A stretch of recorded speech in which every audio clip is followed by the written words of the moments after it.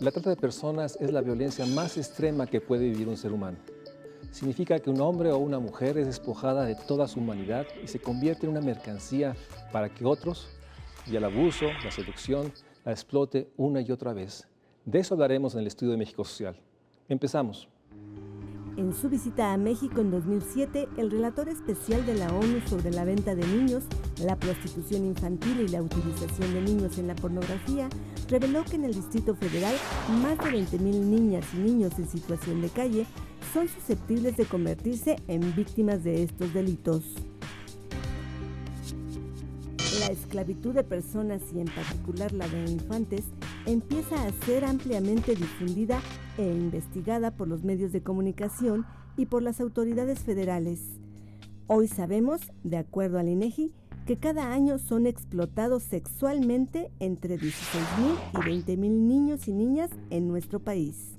El mismo INEGI reporta que entre 2001 y 2011 hubo más de 2,400 casos relacionados con robo, tráfico y sustracción de infantes.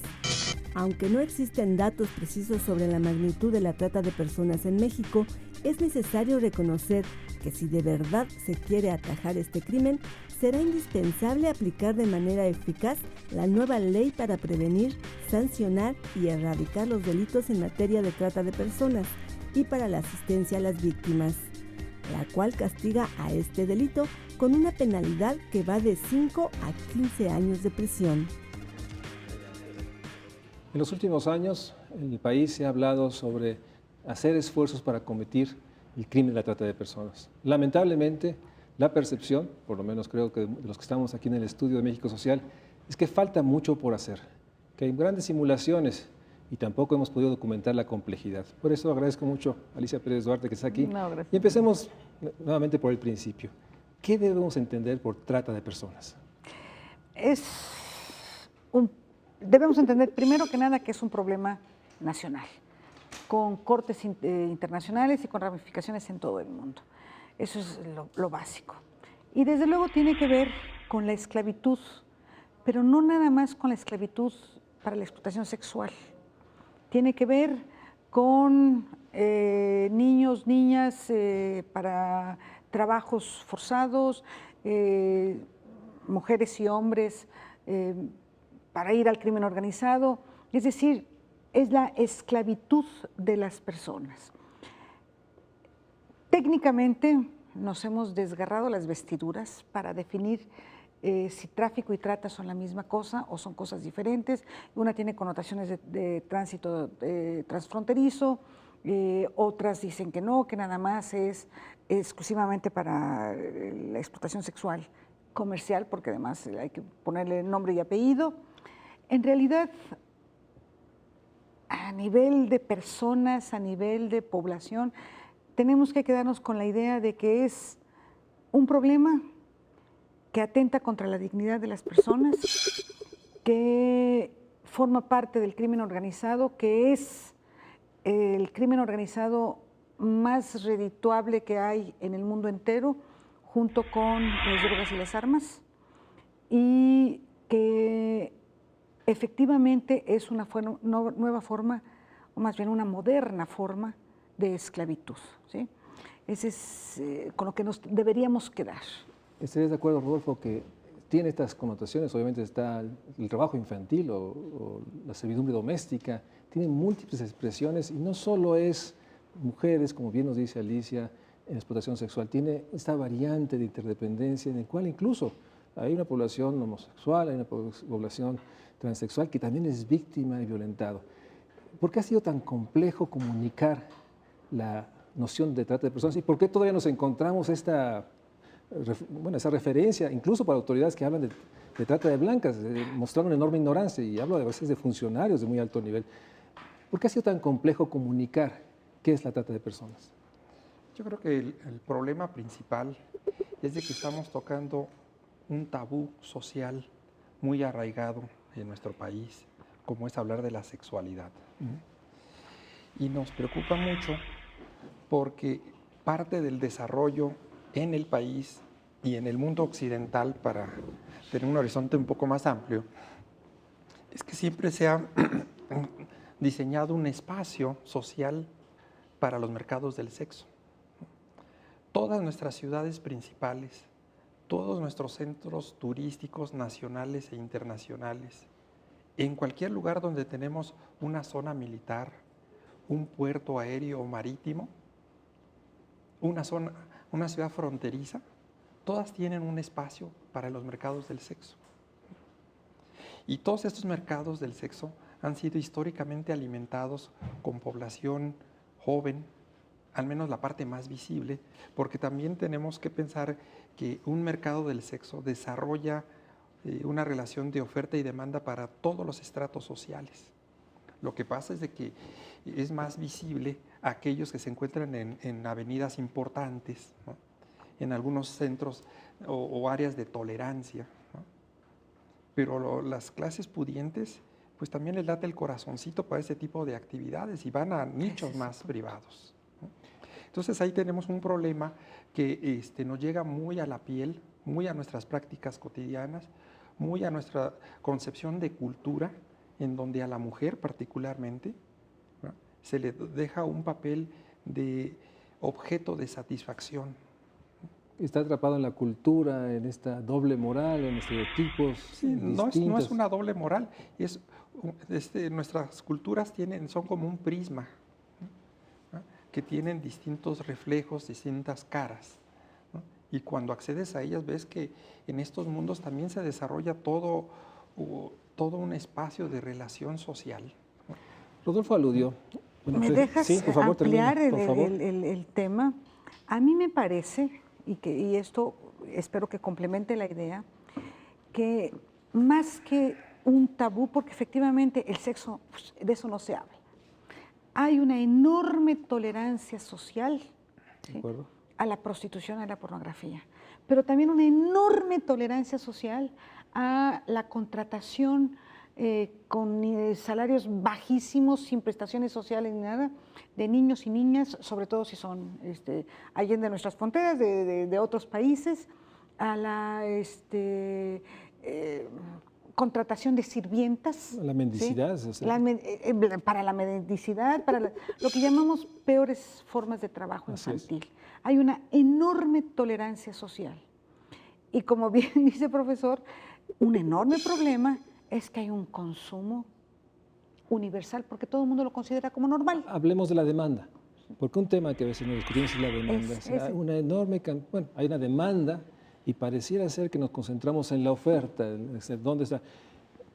Háblanos sobre la demanda, este consumo de niños, de mujeres, para actividades sexuales, laborales. Para lo que sea, sí. Efectivamente, dado que hay una enorme tolerancia a esta forma de esclavitud, y de hecho, esta ignorancia que le dicen trata de blancas, ¿sí?, lo refleja, porque lo que era sancionado por la sociedad y sigue en la mentalidad de las personas es que se esclavice a una mujer blanca, ¿sí? Bueno, en nuestro México, nuestro chocolate claro, ¿sí? Las morenas, las indias, las negras, etcétera, esas no importan. Pero a las mujeres del hombre clase mediero, el estereotipo de esta belleza blanca, de esa belleza blanca, a esa no hay que tocarla. Y precisamente este es el gran problema. Mientras exista la tolerancia social, mientras haya consumidores, es decir, demanda para lo que sea, lo que más nos toca el corazón, por lo menos a mí, es niños y niñas en cualquier forma de esclavitud y la explotación sexual. Mientras exista esa tolerancia, esa demanda, no vamos a poder acabar con el problema.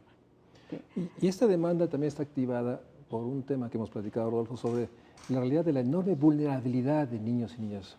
Poblaciones en pobreza, poblaciones que viven violencia intrafamiliar, o sea, todas las violencias están atrás, porque una de las preguntas que nos hacemos es, ¿qué hace alguien tan vulnerable para que otro, usando fuerza o a veces seducción, lo consuma, lo contrate? Y en ese sentido creo que también hay unos procesos estructurales, aparte de culturales, aparte de este consumismo. Claro. Sí. Y también quizás ahí tenemos un desafío. Si lo vemos en el largo plazo, ¿no? Es muy difícil que un país como el nuestro, ¿no?, que tiene grandes problemas estructurales, grandes inequidades, ¿no?, podamos tener una situación de cierta equidad en el corto mediano plazo, ¿no? Y pareciera que solo las mentes perversas, criminales, negativas, son las únicas que tienen capacidad de crear tejidos sociales solidarios en esa adversidad para delinquir o para abusar de la gente vulnerable, ¿no? Yo creo que ahí tendríamos que hacer un análisis, ¿verdad?, de que no hemos tenido ni capacidad para contrarrestar las grandes inequidades, pero tampoco hemos creado política pública, ¿no?, que nos permita decir cómo es posible que esa gente que carece de todo, ¿no?, es susceptible de solo ser captada por la gente que hace daño social y que violenta el marco legal. ¿Y por qué desde el marco legal no generamos políticas accesibles para que se genere una solidaridad desde los marginados para los marginados? Es decir, ¿dónde podría estar el poder social de los que carecen de poder institucional? No lo hemos hecho. No, Ahí tenemos un gran desafío atrapada en la social. fragmentación, pero Alicia, tú has trabajado mucho el tema. ¿Cuáles son, digamos, algunas características de las víctimas? ¿Podría ser un perfil social, demográfico? O sea, ¿qué te has encontrado? O sea, porque yo comparto de que hay una vulnerabilidad. Claro. Sí, sin duda es pobreza, pero también es violencia intrafamiliar, también es un abuso, y también esta parte, déjame decirle, de una gran población joven, a veces aislada, sola, una joven que vive un embarazo no deseado. Sí. O sea, háblanos del perfil de las víctimas, se trata. En realidad, el perfil es niño, niña, hombre, mujer. Sí, empiezan temprana edad, desde 3, 4 añitos, cuando empieza la cooptación, ¿sí?, porque también hay que pensar que hay trata y luego se convierten en supuestas adopciones legales, o sea, por eso desde muy pequeños. Y luego el fenómeno sigue en los años 20, 20 y tantos, pero para ese entonces ya están esclavizadas las personas y continúan ahí en donde están, ¿sí? Ahora, es cierto que es más fácil hacer la investigación de redes cuando localizas a grupos de niñas, niños entre los 10, 12 años y los 17, ¿sí? Para cualquier forma de trata, para cualquiera de estos prismas que hay en el fenómeno, ¿no? Sí es cierto que las personas con escasos estudios, con problemas sociales, económicos, con violencia al interior de sus familias, son mucho más vulnerables.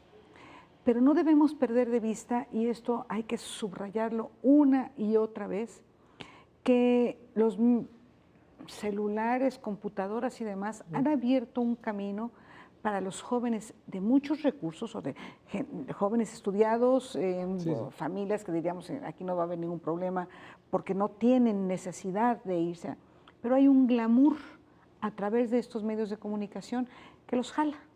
Entonces también esta población también es susceptible y también es vulnerable a la trata, y más a la trata para la prostitución, ¿sí?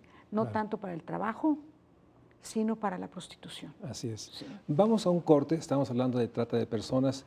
Seguiremos hablando ahora sobre cuáles son las capacidades de los gobiernos, de las instituciones para enfrentar un crimen de esta complejidad. Vamos a un corte y regresamos para seguir hablando de trata de personas.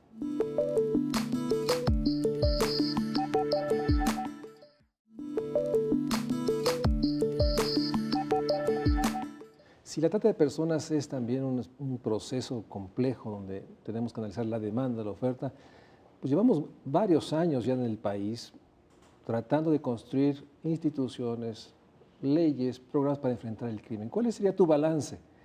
2013, tú que has estado participando en los procesos, ¿qué tenemos hoy para enfrentar un crimen de esta complejidad que han descrito ambos? Bueno, tenemos varias maneras de ver este asunto, ¿eh? Porque pensemos que en Palermo 2000, ¿verdad?, Es la primera vez en que la comunidad internacional se pronuncia sobre la trata de personas. Así es. En México tenemos nuestra primera ley federal en 2007, ¿no?, que tiene cierta cercanía con Palermo, pero también ocurre un proceso muy interesante en nuestro país. Tenemos 19 entidades federativas que promulgan leyes locales, ¿no?, pero solo 2 elaboran reglamento, ¿no?, y prácticamente casi todas las entidades hacen adecuaciones al Código Penal. La primera característica es de que se acentúa el carácter punitivo de un problema social, ¿no? El segundo es de que cada una de esas 19 entidades federativas, cada una legisla como le parece. Entonces, resulta que unas te sancionan 3 conductas delictivas, otras 5, otras 8, otras 10, otras ninguna. Y al final lo que puede ocurrir es que podríamos tener una impunidad desde la ley por la diversidad de temas, ¿no? Llegamos al 2012 y entonces para subsanar en un mismo sexenio lo que hicimos mal al principio, ¿no?, se procura hacer una ley nacional que entonces tenga validez nacional y entonces se subsane, una ley general. Pero ocurre que estamos en septiembre del 2013 y todavía no tenemos el reglamento de la ley. Entonces, una ley que no tiene reglamento, pues ¿cómo se aplica? Entonces, desde este punto de vista tenemos avances y retrocesos, o tenemos avances enunciados pero no materializados del todo. Y luego si vamos a la parte del presupuesto, ¿no?, a nivel federal, solo en un momento, en 2008, ¿no?, tuvimos un presupuesto, digamos, significativo en la materia con perspectiva de género, como se decía, ¿no?, pero de ahí solo una mínima fracción correspondía para temas de trata. Entonces resulta que no tenemos un presupuesto federal a la altura del problema social. Y segundo, que se hace hincapié en la parte punitiva. Prevención no tenemos. Segundo, la cuestión de trata para explotación laboral, ¿no?, prácticamente está inexistente en nuestra legislación. Entonces, el panorama tiene muchas zonas grises, ¿no?, oscuras, con y otras retrocesos. más oscuras que otras, ¿verdad?, y unas cuantas blancas que alimentan la esperanza. Pero mientras nosotros sigamos con una gran indefinición, ¿qué es el mercado sexual? Es una práctica legalizada, tolerada, prohibida. Mientras no tengamos una definición de Estado en eso, porque no podemos entender la trata sexual sin reconocer que esta no existe, salvo que tenga como una condición infaltable la preexistencia de un mercado del sexo. Claro. ¿Cuál sería tu balance? Acabamos de esta idea, o sea, porque sí tenemos leyes que no se cumplen, leyes sin reglamento, programas sin recursos. Tú has estado muy cerca de ahí, adentro de ahí, yo diría. He estado adentro de ahí. A mí no me tocó la FEDIM-TRA, es decir, y trata de personas. Me tocó fundar, organizar, montar, crear, ¿sí?, la Fiscalía para los delitos de violencia contra las mujeres, ¿sí?, y después se le anexó el tema de trata. En un oportunismo, déjame decirlo, más anexándose a una estructura existente. Medina Mora, que era el procurador en ese entonces, dijo que era para darle dientes a la Fiscalía. En realidad fue para hacer como que hacemos, porque siguió trabajando con el mismo personal, con los mismos recursos, sin personal de protección para ir a los espacios donde hay esta explotación sexual, este mercado de sexo, como bien dice el profesor, y teníamos que ir con nuestros chalequitos morados que decían FEBIM y solas. O sea, no había realmente un apoyo institucional para el trabajo que se estaba haciendo, ¿no?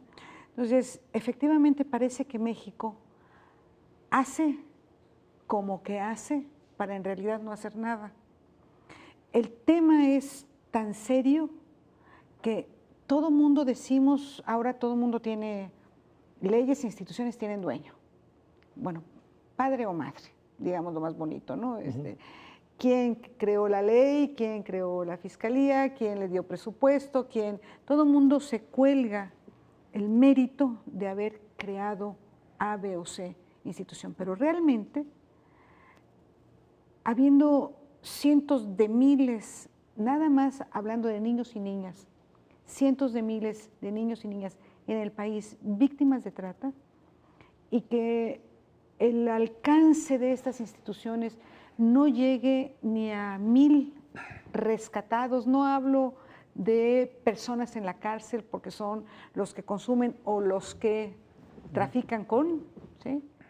Simplemente rescatadas, personas rescatadas. No llegamos ni a 1000 desde el 2006 Sí. de la creación de la FEBIM, 2008 de la creación de la FEBIM, a la fecha. Eso es precisamente por esas cifras, es que digo, ¿qué hacemos? ¿Cómo que hacemos para no hacer nada? O sea, tenemos una ley que no tiene reglamento, una institución Una que no institución tiene que no tiene recursos, recursos, una fiscal que no tiene apoyo,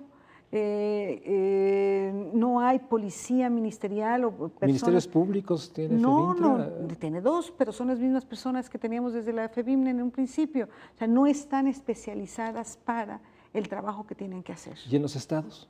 Es exactamente igual. En los estados hay 19 con ley, ¿sí? Más algunas adecuaciones a los códigos.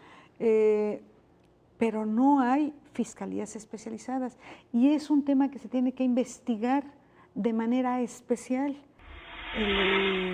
Félix Lugo, que en paz descanse, era un experto en la materia y pudimos haber aprovechado de su experiencia, pero prácticamente estaba trabajando solo, ¿sí? En aquel entonces. Entonces, necesitamos personal especializado y no tenemos. El reglamento, yo no me desgarraría tanto las vestiduras por el reglamento, porque si está la ley, aplícala. ¿Para qué sirve el reglamento? Para decirme qué institución o qué persona dentro de la institución tiene que ser A, B o C. Si no hay un reglamento que me lo diga, es toda la institución, ¿sí? Todo el Estado tiene que hacer, está obligado a cumplir con esto que dice la ley. Ahora, parece ser que están en el Senado pensando reformar la ley, esta además, ley vigente. Entonces, parece ser que la indefinición puede crecer. Y en ese sentido, la percepción, por lo menos que yo tengo, es que el Poder Judicial todavía no lo asimila, la de 2012, y ahora ya se comenta que habrá otro. Entonces, tenemos realmente una crisis institucional en términos de, como bien decía Alicia, de poder enfrentar el crimen. Dejémoslo ahí, pero hablemos de la otra parte, la protección a las víctimas. Hablabas de 1000. ¿Qué tenemos para realmente? ¿Tenemos albergues? ¿Tenemos procesos para reintegrarlas, para cuidarlas? ¿Qué tenemos en términos de protección a las víctimas? 0. Hay un albergue federal de la FEBINTRA, ¿sí? En donde se supone que solo van personas víctimas de trata, ¿sí? Desde mi punto de vista está subutilizado. Para empezar, porque no hay la experiencia ni la especialización para poder llevar a las víctimas de trata a esos espacios mientras se hace la averiguación, mientras se les saca de los espacios donde están para ver de dónde son, a dónde hay que llevarlas y llevarlos. Ojo, este albergue es prácticamente solo para mujeres y no es cierto, el problema de trata no es solo de mujeres, los hombres están muy escondidos, ¿sí? No son visibles en este tema. En el resto del país hay toda una red de refugios que ninguno está especializado para trata y es muy riesgoso que una víctima de trata llegue a estos albergues, ya sean del DIF, o sea, de Estado o de la sociedad civil. ¿Por qué es peligroso? Justo porque se juntan dos cosas. Una, el crimen organizado y dos, la violencia interpersonal entre quien cooptó, quien esclaviza y la víctima. Entonces, eso en los albergues que tenemos que son especializados para violencia de género en contra de las mujeres, no tienen las capacidades. No tienen las capacidades para. ¿Podrías complementar esta idea? O sea, no tenemos propiamente una acción para la persecución del crimen, pero en protección estamos igual o peor. Sí, Y tenemos ahí un problema de, digamos, hemos tratado de cubrir la primera fase de protección a las víctimas, incluyéndolas en una burbuja. El problema es cuando esa persona sale de la burbuja, que es el albergue, y se reinserta en su tejido social. Y es muy pertinente el título del programa, y lo quiero rescatar para lo siguiente. ¿Sí? Si nosotros a esas personas que han sido víctimas les trabajamos su problema en su tejido social, ¿no?, sino que las aislamos del tejido social, creamos una situación ficticia, ¿no?, y ahí están protegidas. El problema es cuando regresan a la sociedad, a la calle, van a ver a la familia, a los amigos de siempre, al trabajo de siempre, al barrio de siempre, pues porque es a donde pertenecen.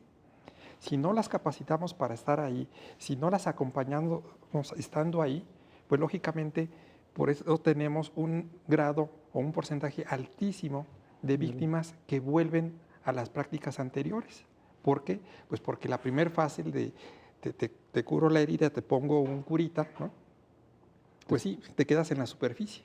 El problema social, del México social, es que tenemos que ir más a fondo. Así es, y eso es donde no estamos haciendo bien la tarea. Tenemos problemas para la protección, digamos, primaria, pero no tenemos nada para la reintegración social de hombres y mujeres altamente vulnerados, seguramente con problemáticas que van desde adicciones, probablemente un proceso psicológico muy fuerte, con problemas realmente de habilidades para la vida después de esta violencia brutal. La dignidad. Y en ese sentido, la reintegración social está muy lejos, yo diría, de todas las víctimas. Vamos a un corte, estamos hablando sobre trata de personas, seguimos hablando sobre las capacidades institucionales y la realidad. No tenemos instrumentos para perseguir el crimen y la protección y reintegración social de las víctimas sigue siendo una agenda pendiente y urgente. Vamos a un corte y regresamos al estudio de México Social.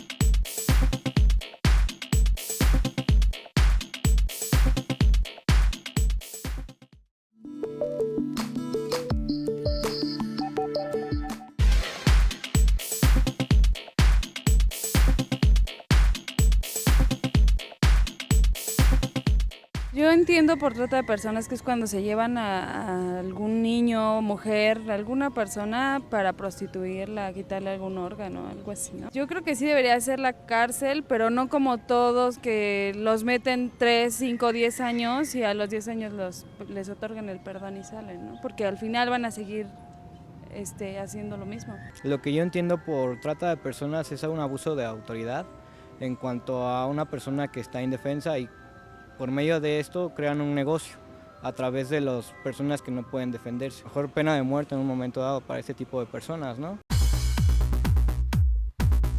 Una cierta banda esclaviza a mujeres para el abuso sexual o prostitución. La pena de muerte, yo creo que sería lo más adecuado para castigar a esas personas. Es gente que viene de otros lugares y es explotada generalmente sexualmente aquí en México o en cualquier otra parte. Si la cárcel es completamente adecuado y que no haya forma de que salgan pagando algún tipo de fianza, ¿no? Como vemos, todavía hay una gran necesidad de explicar y de difundir lo que es la trata y alertar a la población. Pero uno de los comentarios nos refiere a uno de los temas reales del siglo XXI. Somos un país que se mueve, que migra. La migración se convierte en un elemento que también se convierte en riesgo. ¿Cuál es el vínculo entre migración y trata de personas, Alicia? En mi experiencia, lo que he estudiado y lo que he visto, es que efectivamente las personas que enganchan a las víctimas de trata prefieren engancharlas fuera en sus espacios familiares, en su entorno, y llevarlas a otro lado porque acrecenta su vulnerabilidad. Entonces, por eso se habla de los países de origen, los países de tránsito y los países de destino. Entonces, esto refiere a una corriente migratoria de personas que en un lugar no tienen el mínimo indispensable y van a otros espacios, a otros lugares, buscando mejores condiciones de vida. búsqueda de mejores condiciones de vida es el factor detonante para la persona que engancha. Y las enganchan de mil maneras. Efectivamente, en el documental vemos las preguntas que le hacen a la gente, se las llevan, las secuestran, se las llevan, las levantan. Esa es una de las formas, pero lo más común es que las seducen. El engaño. Hay un engaño, y este factor de engaño, tengo que volverlo a subrayar, en las clases medias y altas también existe. También engañan a niños y niñas, jovencitos, jovencitas, de clases medias y altas, con ese glamour, como decía yo, esa atracción de ir a otro lugar, a otro país. A otra localidad, a otra ciudad. A otra ciudad, eso es lo que te iba a decir, porque no nada más es de país en país. También en nuestro México basta salir de Azcapotzalco para que se los lleven a Xochimilco. Con eso los aíslan de su espacio familiar, de su red de protección, si es que la hay, y además tienen la oportunidad de ofrecer mejores condiciones. Entonces, todo esto está envuelto en la migración. Y luego, otro de los factores es que las personas que migran en estas redes pierden sus redes, sus puntos de referencia, de seguridad, de afecto. Redes de protección que puede tener a través de familia, comunidades. ¿Y quiénes son esas redes? Desde papá y mamá, si lo hay, hasta el vecino, la tía, el tío, la propia casa, ¿sí? Entonces, lo pierden y se vuelven conejillos listos para la caza de autoridades. Para empezar por las autoridades, hay que señalarlo de manera muy clara, hasta toda la cadena de personas que van llevando de un lado a otro hasta los lugares de destino a estas personas, ¿sí? Bueno, tocó un tema que él dice que sí quisiera subrayar. Debe haber corrupción para que este proceso de una población que se mueve, corrupción de autoridades, de policías locales, estatales, para que se dé el crimen. Sí es un elemento que está ahí, siempre presente, y ha sido señalado por muchos expertos, la corrupción de las autoridades en el proceso migratorio, en el proceso de movilización, pero también en el proceso de enganche y también, obviamente, del proceso de explotación sexual o laboral. Y en ese sentido, tú que has visto el proceso, ¿no?, desde 2000 Palermo, ¿tu percepción es de que se ha reducido, se ha incrementado? ¿Ha habido realmente una acción para enfrentar esta corrupción? ¿Hay una noción de la vulnerabilidad de los grupos migrantes?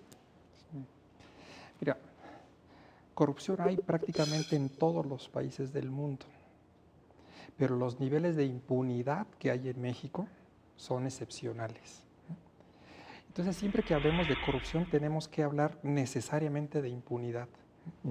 Y en México esta ha crecido y goza de cabal salud, es decir, son intocables, ¿no? México es país de origen, tránsito y destino para efectos de trata sexual y trata laboral. Y desde la crisis económica de 2008, que entre otras cosas llevó a que Europa Occidental bajara prácticamente la cortina para la migración de Asia y de África, Estados Unidos se convirtió en un gran destino mayor de lo que ya era antes para estos asiáticos y estos africanos. Y México se convirtió desde el 2008 en la gran antesala de los flujos indocumentados del mundo que quieren llegar a Estados Unidos, que no tiene la inestabilidad y la situación de España, de Italia, de Grecia, ¿no? Entonces vienen para acá, para ir a Estados Unidos, y un chino, según trabajo de campo reciente mío y de otros colegas, dice que paga de 60 a 70 mil dólares para que lo lleven de algún lugar de China a Estados Unidos pasando por México. Este dinero que se paga de manera por goteo, ¿no?, aceita muchas manos. Ese monto ya te está diciendo que no es el agente de a pie, ¿no?, el que lo va a detener o el que le va a facilitar. Imagínate que pasen 10 chinos al día por Cancún, que sí pasan, otros 10 por México DF, que sí pasan, y otros 10 por Guadalajara, que sí pasan, son 30. A 70 mil ¿Cuánto es? Eso es mucho más lucrativo para los funcionarios de cuello blanco, de Polanco, de oficinas centrales de migración, que para los agentes de a pie que van a agarrar allá en el tren de la muerte, ¿verdad? A 50... tema del aeropuerto internacional de Ciudad de México, estoy hablando de que cuando me preguntas de la corrupción, estoy hablando de todos los niveles, ¿no?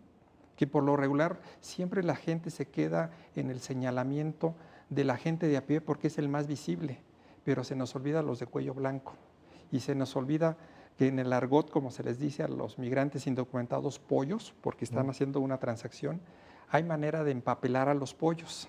Empapelar es dotarlos de documentación apócrifa o buscar alguna otra manera para que puedan pasar por los aeropuertos, estos que son los VIP, los que pagan altas cantidades para hacerlo, y en el caso de las mujeres, para poder pagar eso, pues está la trata sexual, aparte de la laboral, para poder pagar el traslado. Con servicios. O en el lugar de destino, por ejemplo, pues llegando a Estados Unidos, pues llevan a los mercados del sexo a que paguen.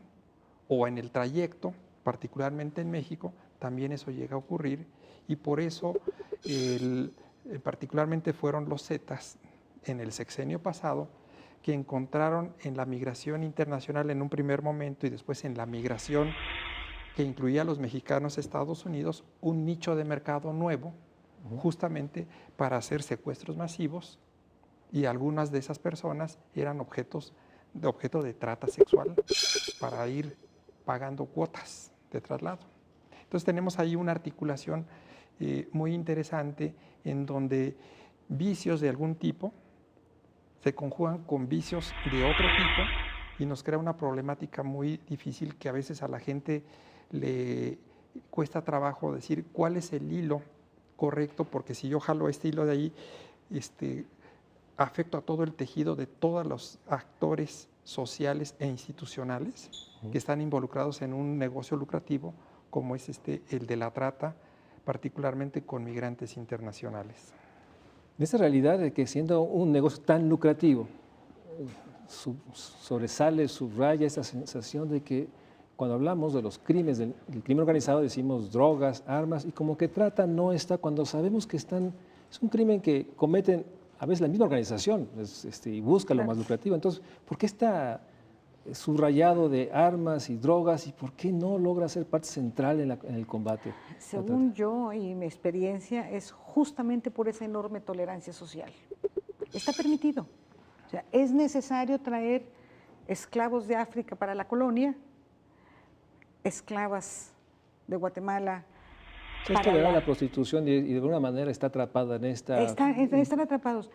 En Naciones Unidas desde hace muchísimos años se dice, se repite, se vuelve a explicar que de estos tres crímenes que tienen que ver con organización, con crimen organizado, drogas, armas y personas, son casi igual a nivel de lucrativos a nivel económico de las transacciones económicas que hay entre uno y otro.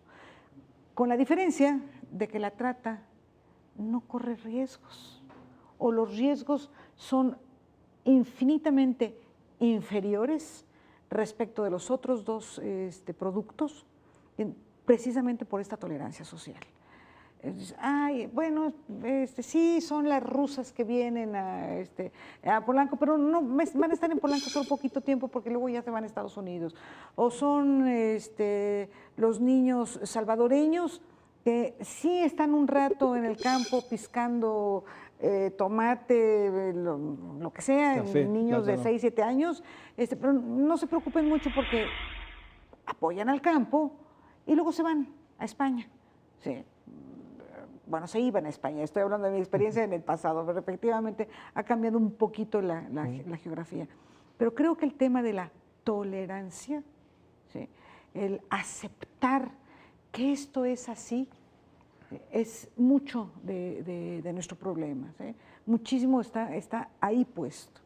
En la medida en que sigamos tolerando, sigamos aceptando, sigamos diciendo cosas tan absurdas como que, bueno, la prostitución es la profesión más antigua del mundo, ¿sí? Absurdo, ridículo, pero se dice, ¿no? Así es, vamos a un corte, estamos ya en la última parte del programa sobre trata de personas. Vamos a un corte y regresamos para preguntarnos qué debemos hacer, cómo podemos lograr que haya una acción realmente mucho más rápida, urgente, para proteger a las víctimas, para enfrentar el crimen. Vamos a un corte y regresamos al Estudio México Social.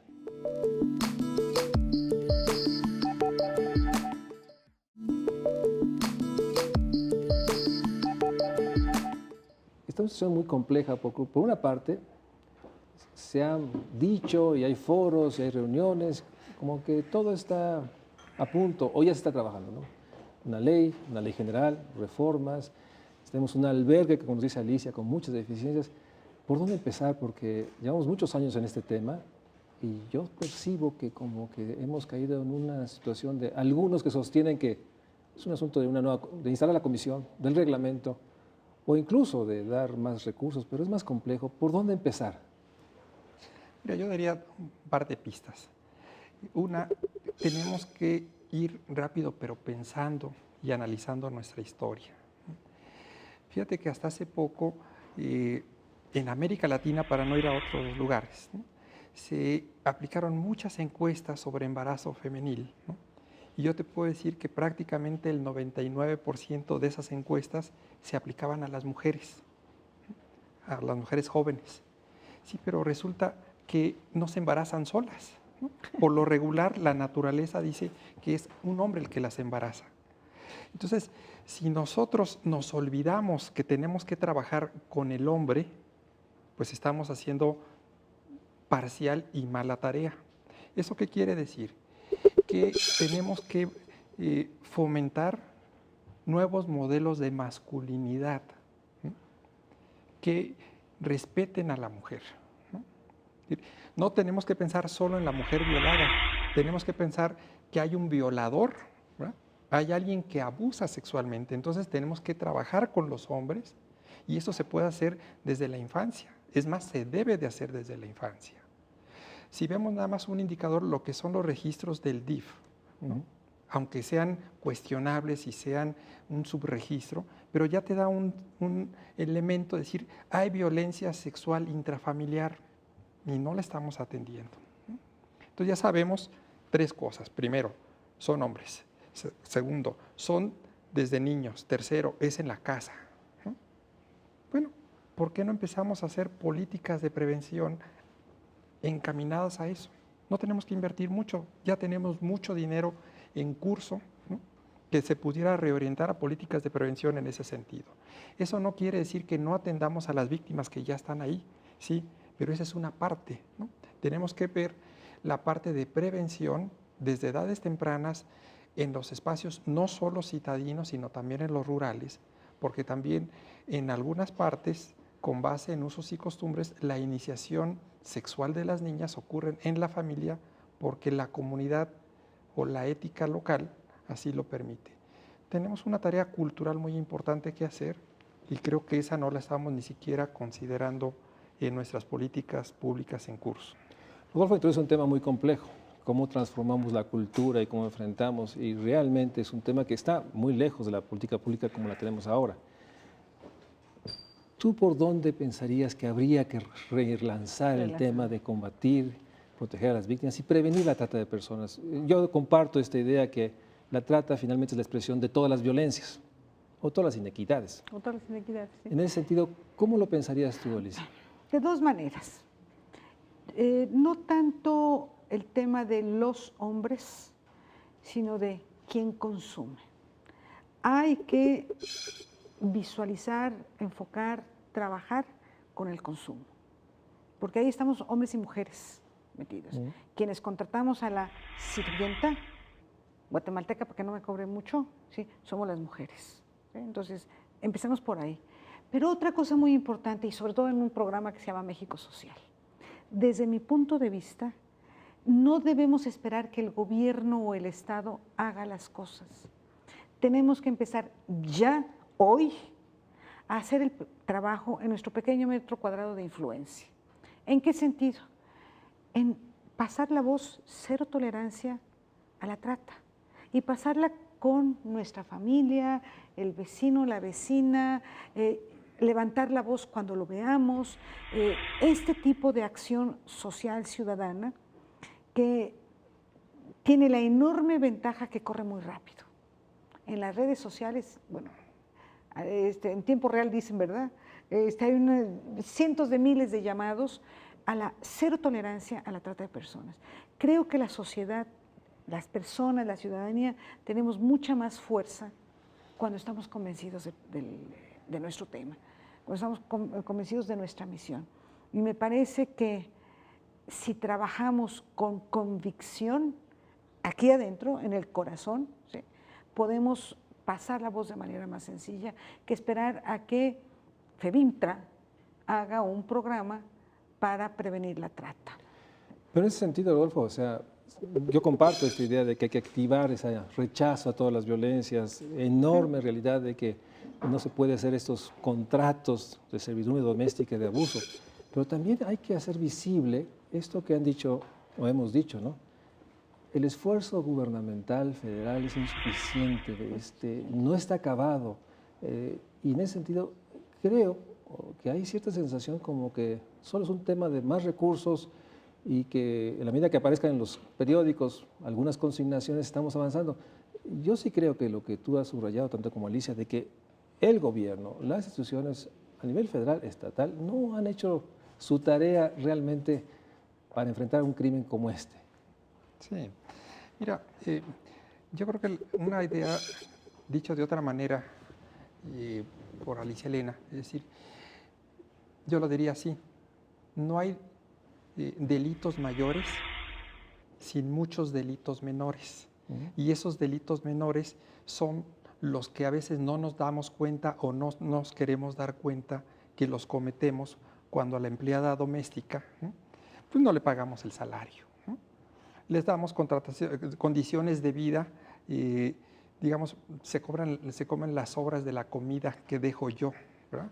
Y ese tipo de cositas, esos pequeños abusos, es, digamos, lo que va abonando el campo social para que después surjan y se desarrollen y se multipliquen organizaciones delictivas, porque tienen ese cimiento sólido social, ¿verdad?, que es el que no tocamos. Y es por eso donde yo insisto y coincido con Alicia Elena, es que tenemos un trabajo en la sociedad muy importante que hacer, tan importante que no es solo tarea del Estado, ¿no? Es tarea fundamentalmente de la sociedad. Y no olvidemos que los funcionarios públicos también son parte de la sociedad. Sí. Y en ese sentido, la diferencia es que como autoridad, ¿no?, tienen una responsabilidad que a veces se ve solo como un privilegio para decir qué se hace y qué no se hace. Tenemos que jalar a estos funcionarios como seres sociales que son, ¿no?, para que sean realmente servidores públicos y parte de una sociedad que necesita cambiar ese cúmulo de pequeños delitos, de pequeñas infracciones, de pequeños abusos, ¿no?, porque si le quitamos eso, le quitamos el piso a ese penthouse del delito mayor, ¿no?, que tanto daño nos hace, pero el penthouse no existe si no tiene ese cimiento social que es el que nos debe de atraer a todos, sociedad e instituciones y organizaciones sociales. Compromiso, y realmente un compromiso activo. Déjame regresar, porque lo mencionaste varias veces en el programa, el consumo. Tú sabes que hay naciones que sancionan el consumo. Sí. ¿De eso estás pensando? ¿De que sea sancionado a quien se para en la esquina y busca contratar a una menor de edad, sabiendo que es sancionar el consumo, o sea, multa el consumo como pasa en otros países? Eso es lo que estás pensando. Eso es exactamente lo que estoy pensando. Y eso es intocable en México, porque ¿quiénes son los consumidores? Ustedes disculpen, señores, pero lo he visto en hoteles de gran turismo, bajo el concepto de servicios ejecutivos. Lo que hay es trata de personas, prostitución infantil, ¿sí?, que llegan en taxis de lujo, disfrazadas como si fueran adultas, pero es evidente que son menores de edad. A ese que contrató y al hotel que los ofrece hay que sancionarlo. ¿Sí? Me acuerdo todavía de aquellas situaciones en Cancún y me da una rabia espantosa, porque se van Bueno, pues a mí me lo ofrecieron. Sí, señor, pero tú estás pagando por el servicio y porque tú estás pagando por el servicio, ese servicio se está dando y esa niña o ese niño, ¿sí?, están siendo sexualmente explotados. Porque tú, señora ama de casa de Las Lomas, estás recibiendo y pagándole a la empresa que te ofrece los servicios de sirvientas. Decir trabajadora en el hogar es muy decente, son sirvientas, nada más sirvientas. Porque tú, señora de Las Lomas o de Santa Fe y demás, lo estás pagando, existe la esclavitud de esa. Y tú debes ser la señora debe ser sancionada. Y tú debes ser sancionada. No nada más el gran techo, ¿sí?, o el pequeño techo, porque a veces son pequeños, ¿sí?, sino tú que lo estás propiciando, debes ser sancionada, ¿sí? Esa es la idea. Pero, ¿quién se va a ir contra la señora de Las Lomas? ¿Quién se va a ir contra el ejecutivo de cuello blanco que paga los 2,000 hasta 5,000 pesos diarios en el Hotel Gran Turismo para recibir ese servicio ejecutivo? Nadie. Porque, perdón que lo diga así, desde un funcionario de Relaciones Exteriores, que la primera vez que llegó, en aquel entonces era una mujer, relator especial sobre la venta de niños, prostitución infantil, etcétera, a México, dijo, pero ¿cómo vamos a reconocer si son menores de edad? ¿Y por qué vas a esos lugares? ¿Que no puedes conseguirlo en una relación de igual a igual? ¿Sí? Esa por una parte. Y por la otra, los grandes señores de los grandes clubs de nuestro país, que lo dicen con todo descaro. Bueno, es que nada más es para relajarnos un rato. A los señores a los que les correspondo, pues por ese relajarse un rato, deberían estar en la cárcel. ¿Sí? ¿Y por qué no pueden relajarse todos los días en su casa? Dijo, ¿por qué necesitan esclavizar o contribuir a la esclavización con su demanda de niños, niñas y mujeres adultas también, ¿sí?, y hombres adultos? Claro. ¿Sí? Lamentablemente se acaba el programa. Sin duda uno de los temas, una de las agendas más duras, yo diría más urgentes, es enfrentar la trata de personas y todas estas prácticas culturales que llevan al abuso, a la explotación de los más vulnerables. La trata de personas debe ser gran causa de la sociedad, pero también debe ser un espacio para hacer visible. El gobierno federal, los gobiernos, no están haciendo lo suficiente. Y no solo es una ley, se requiere muchas acciones como han delineado aquí en el Estudio México Social los expertos. Gracias por poner en la agenda nuevamente la trata de personas, la violencia más extrema, el crimen más impune, que sin duda hoy está lacerando a los más vulnerados. Gracias.